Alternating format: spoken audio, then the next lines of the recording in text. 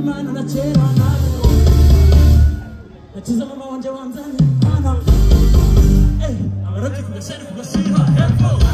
Let's go 1 2 3 let's go.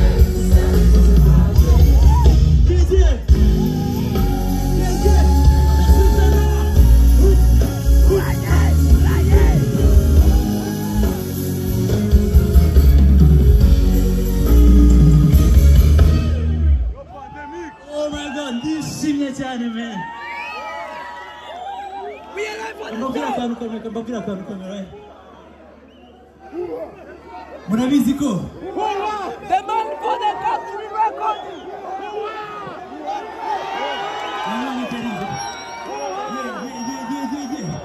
Okay, ndimo tujye gukurikizaho. Ndabizi mwese murayikunda.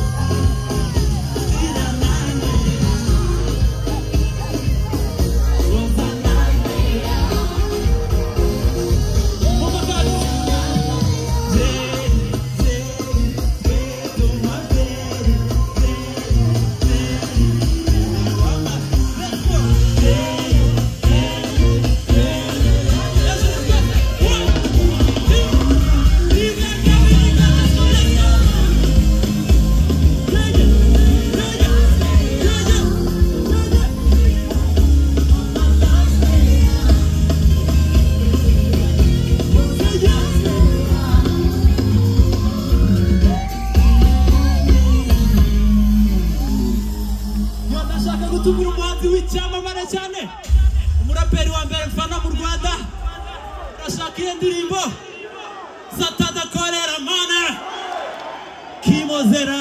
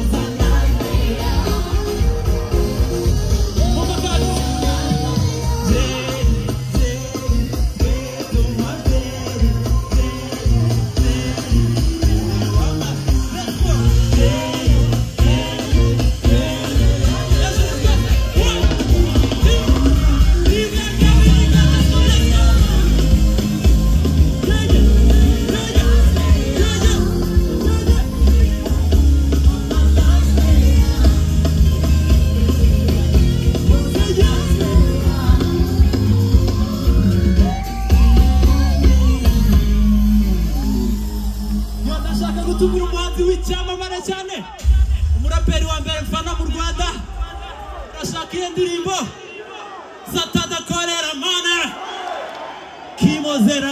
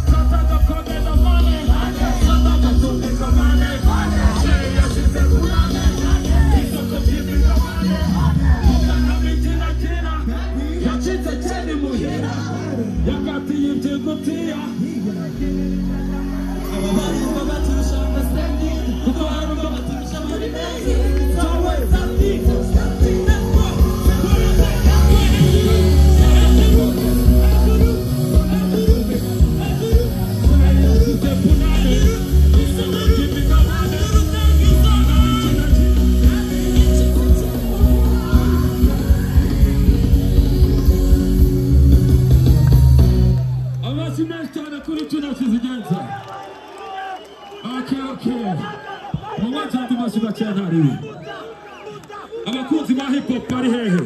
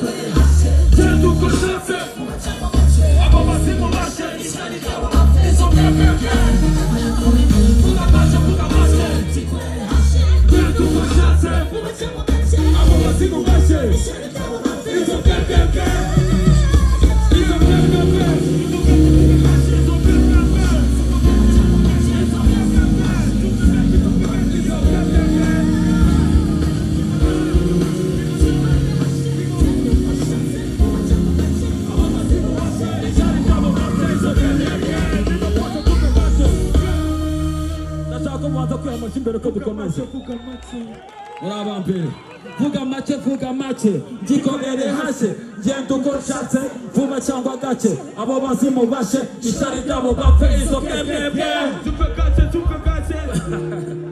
it's a monster record let's go happy birthday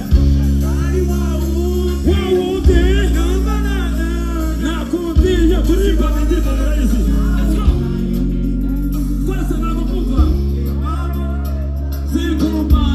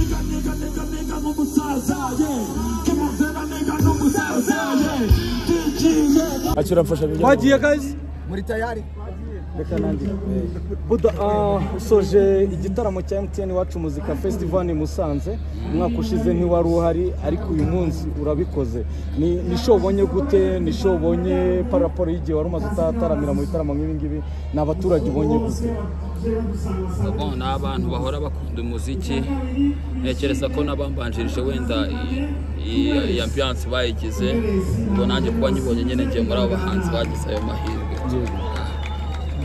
Buda waje muri MTN Iwacu Muzika Festival usimbuye umuhanzi mugenzi wawe ariko reka wenda tujye ku ruhande burya amahirwe y'umuntu ntabwo ashobora kuba yakomera uyu munsi kuba wongeye kwisanga imbere y'abafana bawe bangana gutya nyuma y'igihe kinini Guma Superstar yaherukaga wenda kuba waririmbamo imbere y'abaturage bangana gutya ni ibintu kuri Buda yakiriye gute yafashe gute biraza gusiga iki nanone kuri kariyeri yawe y'umuziki biraguha izihe mbaraga mu byo uri gukora no gukora imbere ugire n'ikintu ubwira abantu bose